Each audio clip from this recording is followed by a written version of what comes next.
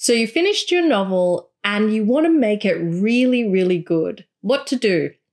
One of the key parts of revising your novel is actually getting beta readers on it. Now, what's a beta reader? It's somebody who reads your novel before you send it off to publishers and gives you feedback about what works, what doesn't, what could be improved, and what they liked about the book.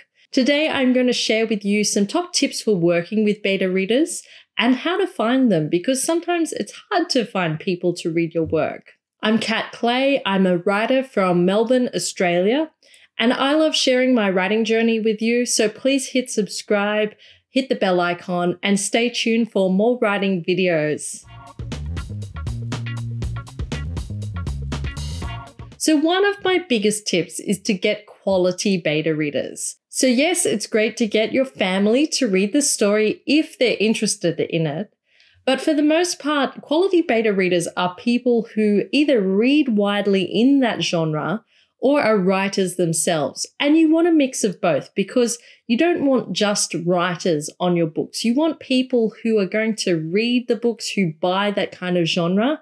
So it's important to get both. So say your book deals with something that's rather specific, like nuclear physics or classical music. It's really helpful to get an expert in that field to read your book to check for anything that's inaccurate. The other thing to say is that only send your book to beta readers you trust and know. It's not good to send your book to any old random you've met on the internet to find out that they've published it as an ebook under their own name. So make sure you trust the people you're sending your book to. One of the most important things for working with beta readers is to set expectations about the kind of feedback you want to get from them. So I have some basic questions that I will always ask my beta readers to look for up front. And the most important one for me is, did you find anything confusing or things that didn't make sense? Because that flags for me immediately where a reader will get bogged down in the story or get confused and turn off the story.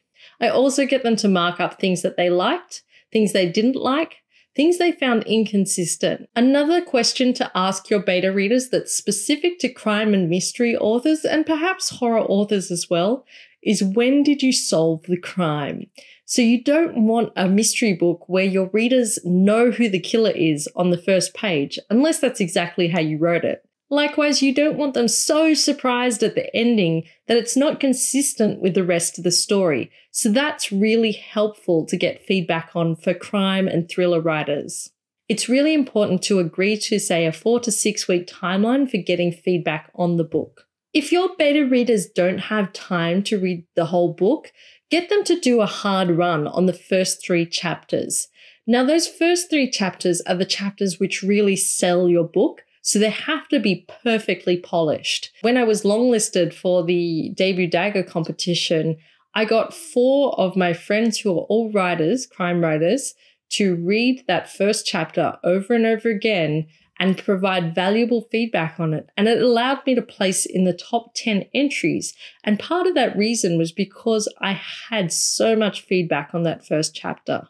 Now, this next step is a little bit hard sometimes for all of us, but you need to be open to listening to feedback. When you get beta reader feedback, it might be hard to hear that this character wasn't appreciated as much as you loved them, or this part was confusing.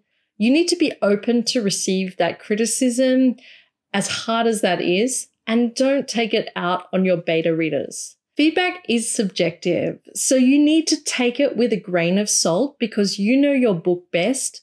But if multiple beta readers flag a specific piece of feedback, then it's a clear sign that that probably needs to be fixed. Finally, another thing, if you're getting people to read your book and they're writers as well, make sure you return the favor. It's really important that it's not a one-way street.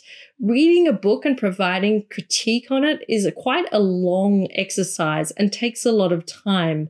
So it's really important that you return that favor to other writers when you have the opportunity. I absolutely love my beta readers. I met a lot of them through writing courses and the Writers' Centre in Melbourne and through writing conventions as well. So it's really important to cultivate those friends and networks around you that can help both support and provide valuable feedback on your work. So I highly recommend getting beta readers on your books before you send them out to agents and publishers. I hope this video has helped you today. If you have any questions, hit me up in the comments. Thanks so much for watching.